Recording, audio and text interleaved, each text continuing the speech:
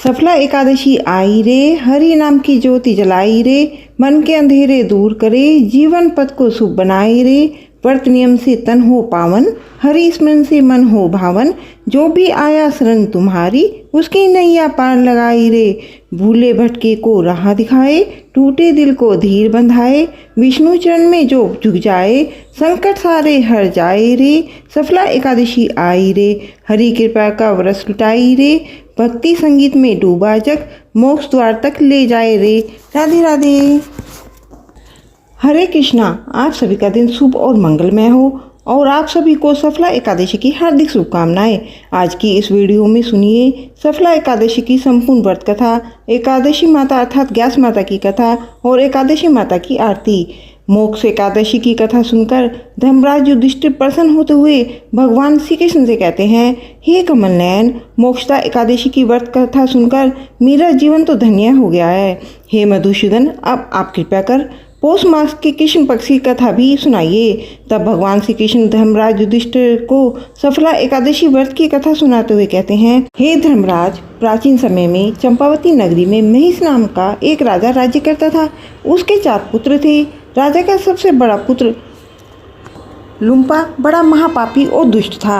वह हमेशा पर स्त्री गमन में और वैश्यों के यहाँ जाकर अपने पिता का सारा धन व्यय करने लगा था। देवता, ब्राह्मण, वैष्णव आदि जो भी सुपात्र थे, उनकी निंदा करके वह बड़ा प्रसन्न हुआ करता था। सारी प्रजा उसके कुकर्म से बहुत दुखी थी, परंतु युवराज होने के कारण सभी चुपचाप उसके अत्याचारों को सहन करने के लिए मजबूर थे। और किसी भी दिन साहस नहीं और किसी में भी इतना साहस नहीं था कि कोई राजा से उसकी शिकायत करता, परंतु कहते कि बुराई अधिक समय तक पर्दे में नहीं रहती। एक दिन राजा को अपने पुत्र के कुकर्म का पता चल ही गया। अपने पुत्र के बारे में सब कुछ जानकर राजा बड़ा क्रोधित हुआ और उसने उसी समय लुम्पा को अपने राज्य से निकाल दिया। पिता के द्वारा राज्य से निकाले जाते ही लुम्पा को और सभी ने भी त्याग दिया। तब लुम्पा सोचने लगा कि मैं क्या करूं, कहाँ जाऊं। तब उसने रात में अपने पिता के राज्य में ही चोरी करने का निश्चय कर लिया। और वह दिन में तो राज्य से बाहर रहता और रात होते ही अपने पिता की नगरी में आता और वहाँ पर चोरी आदि बुरे कर्म करने लग जाता। रात में वह जाकर नगर के निवासियों को मारता, उन्हें कष्ट देता और उनसे उनका धन भी छीन लिया करता। उधर जब वह दिन में जंगल में रहता तो वहाँ के निर्दोष पशु पक्षियों को मारकर उन्हें खा जाया करता। कभी रात में वह नगर में चोरी आदि करते हुए पकड़ा भी जाता तो राजा के डर से सिपाही उसे छोड़ देते। इस तरह लुम्पा के दिन रात पाप अत्याचार और जीव हत्या करने में लगा रहा करते। कहते हैं कि कभी कभी अनजाने में भी पापी इंसान भगवान की कृपा का पात्र बन जाता है। अनजाने में ही सही, उसे ऐसे कर्म हो जाते हैं जिसके कारण भगवान को भी उसे आशीर्वाद देना ही होता है। ऐसा ही कुछ हुआ लुम्पक के साथ। दरअसल जिस वन में वह रहता था वह वन भगवान को भी बहुत प्रिय था। उसी वन में एक प्राचीन पीपल का वृक्ष था और उस वन को सभी लोग देवताओं की क्रीड़ा स्थल मानते थे। सभी लोग यह मानते थे कि उस वृक्ष में सभी देवी देवता गण वास करते हैं। वन में उसी पीपल के वृक्ष के नीचे महापाप लुम्पक रहने लगा था। कुछ दिनों के बाद पौष मास के कृष्ण पक्ष की 10वीं तिथि के दिन वस्त्र न होने के कारण लुम्पक तेज ठंड से बेहोश हो गया। ठंड के कारण वह रात भर सो नहीं पाया। उसके हाथ पैर भी अकड़ गए। बड़ी मुश्किल से उसकी रात बीती, किंतु सुबह सूर्य उदय होने पर भी उसकी मूर्छा नहीं टूटी और वह दोपहर तक ऐसे ही बेहोश पड़ा रहा। सफला एकादशी की दोपहर तक वह पापी ऐसे ही मूर्छित पड़ा रहा और जब दोपहर कहीं जाकर सूर्यदेव की तपन से उसे कुछ गर्मी मिली, तब दोपहर में कहीं जाकर उसे होश आया। तब किसी तरह बड़ी मुश्किल से अपने अंदर हिम्मत बटोरकर लुम्पक वहाँ से अपने भोजन की तलाश में चल पड़ा। अब जब भोजन की तलाश में चल पड़ा तो उसके अंदर इतनी भी हिम्मत नहीं बची थी कि वह किसी भी जीव जंतु को शिकार कर पाता। तब उसने मजबूर हो पूरी धरती पर गिरे हुए जंगली फलों को ही बीना शुरू कर दिया। जब तक वह धरती पर गिरे हुए फलों को बीनकर वापस आया तब तक शाम हो चुकी थी। अब पीपल के वृक्ष के नीचे ही वह सारे फल रखकर लेट गया। भगवान को कहने लगा कि हे भगवान, यह फल तो तुम ही खाओ। मैं यह फल खाकर अपना गुजारा नहीं कर सकता, क्योंकि कहाँ तो लुम्पक रोज ही जंगली जीव जंतुओं को मारकर उनका मांस खाता था और कहाँ आज उसे खाने में केवल फल मिले। उसे फल खाना बिल्कुल भी अच्छा नहीं लगा, तो उसने उन फलों को पीपल की जड़ में रख दिया और दुखी होने के कारण कहने लगा, हे ईश्वर, यह फल आपके ही अर्पण है। इन फलों से तो केवल आप ही तृप्त होइए। और ऐसा कहकर भूख के मारे वह वो रोने लगा। रात भर उसे नींद नहीं आई। इस तरह सारी रात पीपल के वृक्ष की जड़ में बैठा हुआ लुम्पक रोता ही रहा। इस प्रकार अनजाने में ही उसे महापाप से एकादशी का उपवास हो गया और रात्रि जागरण भी हो गया। उस महापापी के इस उपवास और रात्रि जागरण से भगवान श्री हरि अत्यंत प्रसन्न हुए और उसके सभी पाप भी नष्ट हो गए। सुबह होते ही एक दिव्य रथ उनके अनेक सुंदर वस्त्रों से राजा सजा हुआ वहाँ पर आया। उससे ठीक सामने आकर खड़ा हो गया।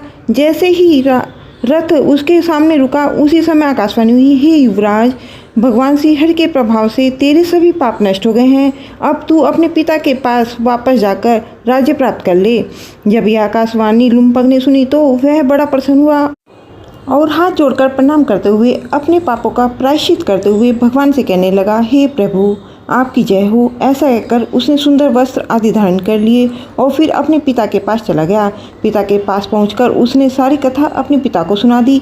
अपने पुत्र के मुंह से सारा वृत्तांत सुनने के बाद पिता ने भी अपना सारा राज्य तुरंत ही अपने पुत्र को सौंप दिया और स्वयं वन में चले गए। अब लुम्पक शास्त्र अनुसार राज्य करने लगा। उसकी स्त्री, पुत्र आदि भी श्री हरि के परम भक्त बन गए।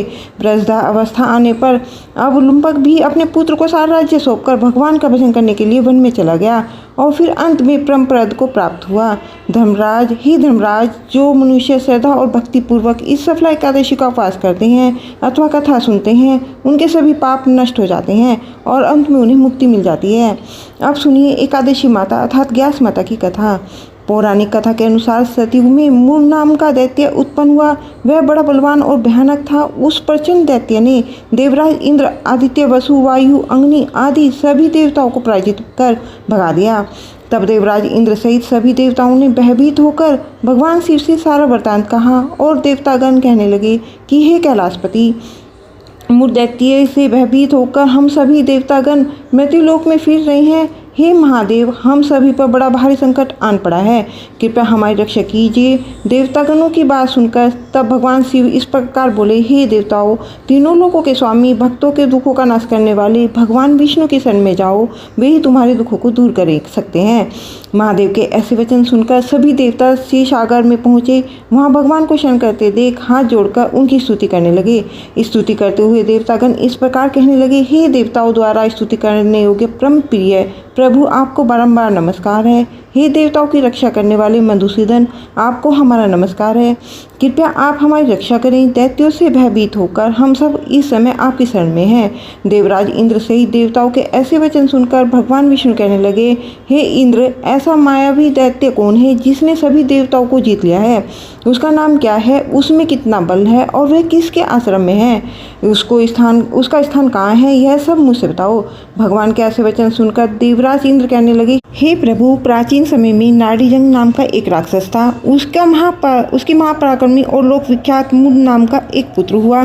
उसकी चंद्रावती नाम की नगरी है। उसी ने सब देवतागणों को स्वर्ग से निकालकर इस समय वहां अपना आधिपत्य जमा लिया है।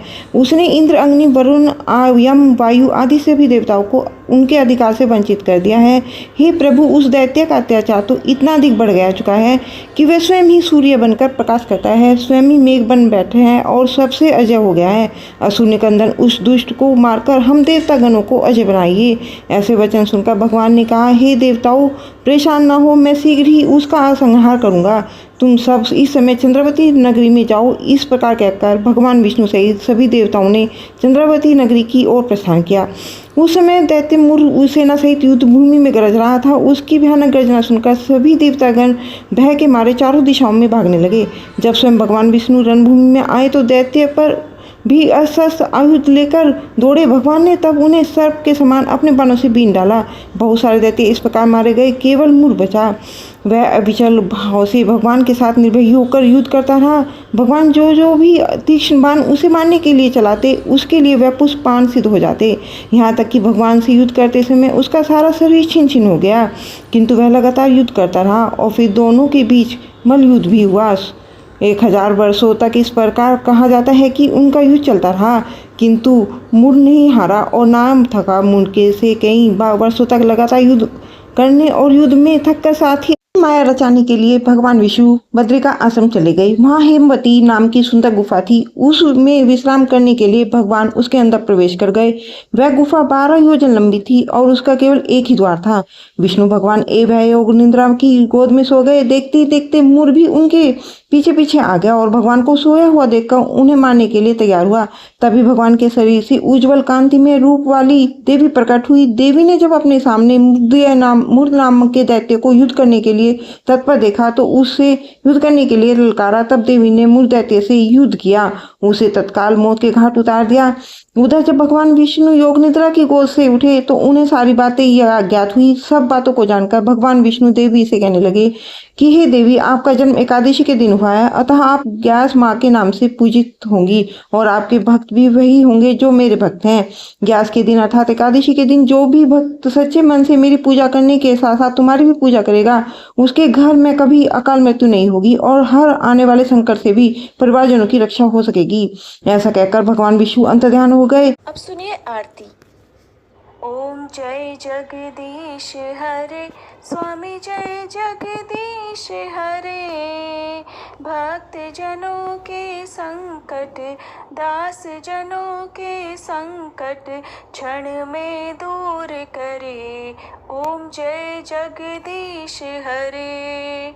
जो ध्यावे फल पावे, दुख बिन से मन का, स्वामी दुख बिन से मन का।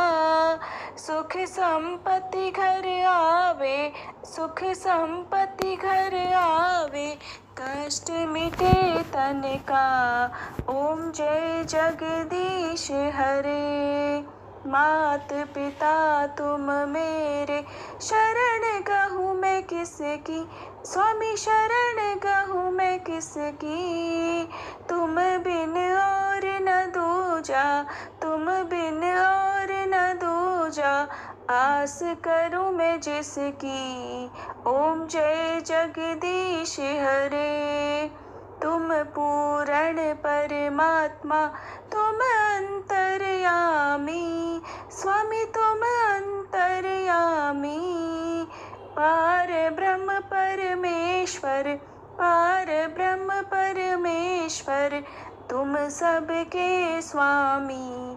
ओम जय जगदीश हरे। तुम करुणा के सागर, तुम पालन करता, स्वामी तुम पालन करता। मैं मूरख खल कामी, मैं मूरख फल कामी, कृपा करो भरता। ओम जय जगदीश हरे। तुम हो एक अगोचर, सबके प्राणपति, स्वामी सबके प्राणपति। किस विधि मिलूं दयामय, किस विधि मिलूं दयामय, तुमको मैं कुमति। ओम जय जगदीश हरे। दीन बंधु दुख हरता, ठाकुर तुम मेरे, स्वामी रक्षक तुम मेरे। अपने हाथ उठाओ, अपने शरण लगाओ, द्वार पड़ा तेरे। ओम जय जगदीश हरे। विषय विकार मिटाओ, पाप हरो देवा, स्वामी पाप हरो देवा। श्रद्धा भक्ति बढ़ाओ, श्रद्धा भक्ति बढ़ाओ, संतन की सेवा। ओम जय जगदीश हरे। ओम जय जगदीश हरे, स्वामी जय जगदीश हरे। भक्त जनों के संकट, दास जनों के संकट क्षण में दूर करे। ओम जय जगदीश हरे। सुनिए ग्यास माता की आरती। ओम जय एकादशी माता, मैया जय एकादशी माता। विष्णु पूजा व्रत को धारण कर, शक्ति मुक्ति पाता। ओम जय एकादशी माता। तेरे नाम की नाऊं देवी, भक्ति प्रदान करनी, धन गौरव की देनी माता, शास्त्रों में वरनी। ओम जय एकादशी माता। मार्गशीर्ष के कृष्ण पक्ष की उत्पन्ना, विश्वतारिणी जन्मी, शुक्ल पक्ष में हुई मोक्षदा, मुक्तिदाता बन आई। ओम जय एकादशी माता। पौष के कृष्ण पक्ष की सफला नामक है, शुक्ल पक्ष में हुए पुत्रदा, आनंद अधिक रहे। ओम जय एकादशी माता। नामी षष्ठ तिला, माघ मास में कृष्ण पक्ष आवे, शुक्ल पक्ष में जया कहावे, विजय सदा पावे। ओम जय एकादशी माता। विजय फागुन कृष्ण पक्ष में शुक्ल अमल की, पुष्प मोचिनी कृष्ण पक्ष में चैत्र महाबली की। ओम जय एकादशी माता। चैत्र शुक्ल में नामिका मिदा, धन देने वाली, नाम बरुथिनी कृष्ण पक्ष में बैसाख महावाली। ओम जय एकादशी माता। शुक्ल पक्ष में होए मोहिनी, अपराजेष्ठ कृष्ण पक्षी, नामी निर्जला सब सुख करनी, शुक्ल पक्ष रखी। ओम जय एकादशी माता। योगिनी नामी आषाढ़ में जानो, कृष्ण पक्ष करनी, देव श्यानी नामी कहाओ, शुक्ल पक्ष धरनी। ओम जय एकादशी माता। कामिका श्रवण मास में आवे, कृष्ण पक्ष कहे, सावन शुक्ल होए, पवित्र आनंद से रहे। ओम जय एकादशी माता। अजा भाद्रपद कृष्ण पक्ष की परिवर्तनी शुक्ला, इंद्र अश्विन कृष्ण पक्ष में व्रत से भवसागर निकला। ओम जय एकादशी माता। पांपकुशा है शुक्ल पक्ष में, आप हारनहारी, रमा मास कार्तिक में आवे सुख भारी। ओम जय एकादशी माता। देवी उठानी शुक्ल पक्ष की, दुख नाशक मैया, पावन मास में करो विनती, पारी करो नैया। ओम जय एकादशी माता। परमा कृष्ण पक्ष में होती जन मंगल करनी, शुक्ल मास में होए पत्नी, दुख दरिद्र हरनी। ओम जय एकादशी माता। जो कोई आरती एकादशी की भक्ति सहित गावे, सब दुख दरिद्र हटा कर निश्चय फल पावे। ओम जय एकादशी माता। बोलो एकादशी माता की जय।